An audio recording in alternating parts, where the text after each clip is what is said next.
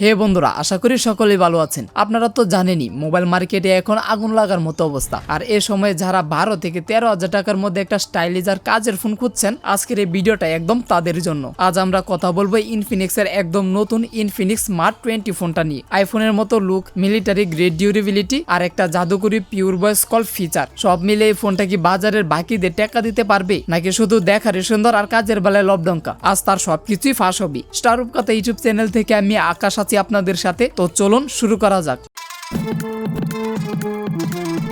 বক্সটা খুললে আপনি পাবেন হ্যান্ডসেটটি, একটি 10 ওয়াটের চার্জার, যদিও 15 ওয়াটের সাপোর্ট নেই, এটা নিয়ে পরে বলছি। USB type C cable, SIM ejector tool আর একটা বেশ মজবুত প্রোটেক্টিভ কভার। হাতে নিলে মনে হবে না এটা 13,000 টাকার স্মার্টফোন। ফোনটা বেশ স্লিম, মাত্র 7.7 মিলিমিটার থিকনেস আর লাইট ওয়েট। যারা ভারী ফোন পছন্দ করেন না তাদের জন্য এটা একটা প্লাস পয়েন্ট। ডিজাইন নিয়ে কথা বলতে গেলে প্রথমেই বলতে হয় ক্যামেরা মডিউল। দেখতে অনেকটা আইফোন 17 সিরিজের মতো, তাই না? তবে ইনফিনিক্স এটাকে আদর করে বলছে 3D ইফেক্ট ডিজাইন। মজার বিষয় হলো ক্যামেরা বামটি উঁচু মনে হলো, হাত দিলে দেখবেন একদম সমান। এর পুরো বডিটা প্লাস্টিকের তৈরি। ব্যাক প্যানেলে ম্যাট টেক্সচার থাকলেও ক্যামেরা আইল্যান্ডে গ্লোসি ফিনিশের মাধ্যমে একটা কন্ট্রাস্ট আনা হয়েছে, যা দেখতে খুবই প্রিমিয়াম লাগে। তবে সত্যি বলতে হাতে ধরলে বোঝা যায় যে এটা একটা বাজেট ফোন। কিন্তু এই ফোনের আসল শক্তি তো হলো মিলিটারি গ্রেড শক রেসিস্টেন্স, যার ফলে 1.5 মিটার উপর থেকেও ফোনটি যদি কোনো না কোনো ভাবে পড়ে যায় তাহলেও কিছু হবে না। আর IP64 এর রেটিং আছে, মানে হালকা বৃষ্টি বা ধুলোবালি ভালোভাবে সামনে নিতে পারে এটা। পোর্টস আর বাটনে আসলে নিচে পাবেন USB type C port, microphone ও 3.5 মিলিমিটার জ্যাক পোর্টটি। আর ডান পাশে পাবেন ভলিউম রকার ও পাওয়ার অন অফ বাটন। আর এই পাওয়ার বাটনে সাইড মাউন্টেড ফিঙ্গারপ্রিন্ট সেন্সরটি দেওয়া হয়েছে। আর বাম পাশে পাবেন সিম কার্ড ট্রে, যেটাতে দুটি ন্যানো সিম কার্ড ও একটি এক্সটার্নাল মেমোরি কার্ড ব্যবহার করতে পারবেন। আর উপরে পাবেন স্পিকার গ্রিলটি। হাতে থাকা সানলাইট অরেঞ্জ কালারটা দেখতে দারুণ ভাইরাল একটা লুক দেয়। এছাড়াও cloud line blue, shadow black ও পোলারিস টাইটানিয়াম কালারও আছে। ফোনটিতে আছে 6.78 ইঞ্চির একটি বিশাল আইপিএস এলসিডি ডিসপ্লে। খেয়াল করলে দেখবেন বাজেট ফোনগুলোতে এখন অনেক কোম্পানি ভিউ ড্রপ নচ দেয়, তবে সেই জায়গাটায় ইনফিনিক্স পাঞ্চল ডিসপ্লে দিয়ে আমাদের সবার মন জয় করে নিয়েছে। আবার এ বাজেটে 120 হার্জ এর রিফ্রেশ রেটও দিয়েছি, ফলে স্ক্রলিং হবে একদম স্মুথ, যেন আঙ্গুলের ছোঁয়ায় বেশি চলেছে। আর হ্যাঁ, এটাতে কিন্তু ওয়াইড ব্যান্ড L1 এর সাপোর্টও আছে। আবার এটাতে 700 নিটস পিক ব্রাইটনেস রয়েছে, ফলে ইনডোরে দারুণ এক্সপিরিয়েন্স পাবেন। কিন্তু কড়া রোদে আউটডোরে কিছুটা স্ট্রাগল করতে হতে পারে। তবে আমার কথা হচ্ছে এত বড় ডিসপ্লে কিন্তু রেজুলেশন মাত্র HD+, ফলে শার্পনেস বা ডিটেলসে কিছুটা ঘাটতি পাবেন, বিশেষ করে আপনি যদি ফুল HD+ ডিসপ্লে দেখে অভ্যস্ত হয়ে থাকেন। তবে সত্যি বলতে এর কালার রিপ্রোডাকশন একদম ডিসেন্ট লেভেলের বলা যায়। আর বেজেলের কথা বললে 2-5টা এভারেজ বলা যায়, কিন্তু নিচের চিনটা একটু বেশি মোটা মনে হতে পারে। ভেতরে আছে মিডিয়াটেকের হেলিও G81 আলটিমেট চিপসেট, যা থেকে অন্তত স্কোর পেয়েছি 3,50,000 মতো। আর জিপিইউ হিসেবে আছে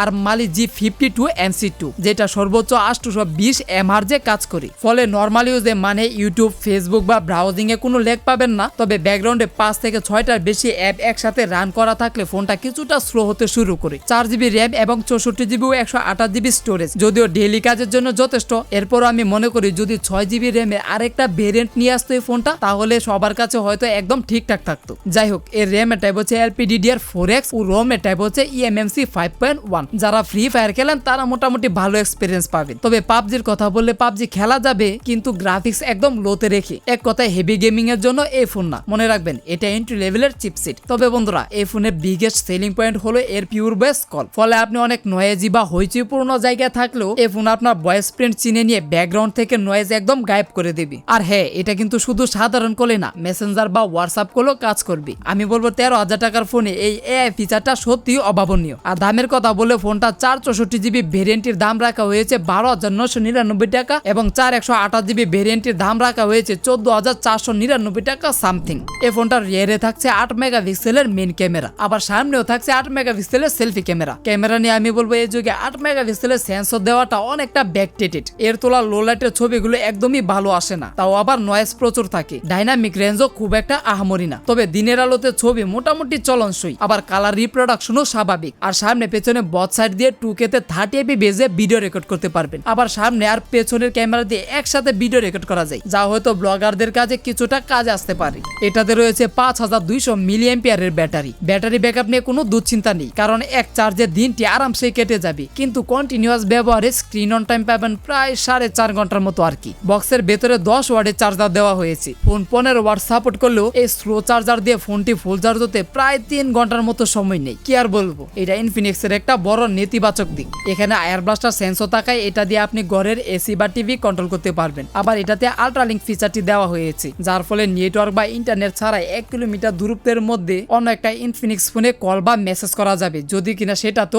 আল্ট্রালিঙ্ক ফিচারটি থাকে। তাছাড়া এটা রান করছে XOS 16। আবার out of the box latest Android 16 software পাচ্ছেন। আমি বলবো সফটওয়্যারটি বেশ পজিটিভ ইমপ্রেশন দিয়েছি। ইউআই আগের চেয়ে স্মুথ আর অ্যানিমেশন গুলো বেশ ক্লিন দেখতে পেলাম। আবার আমাদের চমকে দেওয়ার জন্য ইনফিনিক্স বলেছে 48 মাস বা 4 বছর টানা ব্যবহার করলেও নতুনের মতো পারফরমেন্স দেবে নাকি এই ফোনটা। তাই বলতেই হবে বাজেট ফোনে এই ফিচার গুলো থাকা মানে দারুণ বোনাস। তো বন্ধুরা, এখন প্রশ্ন হচ্ছে 13,000 টাকায় ইনফিনিক্স স্মার্ট 20 কি আপনার কেনা উচিত, অথবা কারাই বা কিনবেন? আমি পার্সোনালি বলবো যাদের ফোনের লুক খুব দরকার, যারা রাফ ইউজ করেন বা হাত থেকে ফোন বেশি পড়ে যায়, এবং যাদের কলে কথা বলার জন্য ক্লিয়ার সাউন্ড দরকার, তারা চোখ বন্ধ করে এটা নিতে পারেন। আর এখন কথা হচ্ছে ফোনটি কারা কিনবেন না। যারা বাজেট অনুযায়ী ভালো ক্যামেরা খুঁজছেন বা হেভি গেমিং করতে চান, তাদের জন্য এই বাজেটে অন্য অপশন দেখা ভালো হবে। এরপরও আমি বলবো বাজেট অনুযায়ী ডিজাইন আর ডিউরেবিলিটির জন্য এটা একটা সলিড ফোন। তো আপনার কাছে এই ফোনটি কেমন লেগেছে তা অবশ্যই কমেন্ট করে জানিয়ে যাবেন। আর ভিডিওটি ভালো লাগলে একটি লাইক দিবেন। আর চ্যানেলে যদি নতুন হয়ে থাকেন তাহলে সাবস্ক্রাইব করে পাশে থাকার অনুরোধ রইল। তো দেখা হবে সামনের কোনো এক নতুন ভিডিওতে নতুন কোনো স্মার্টফোন বা গ্যাজেট নিয়ে। ততক্ষণ পর্যন্ত ভালো থাকুন, সুস্থ থাকুন। আর ভিডিওটি শেষ পর্যন্ত আমার সাথে থাকার জন্য আপনাকে জানাই মন থেকে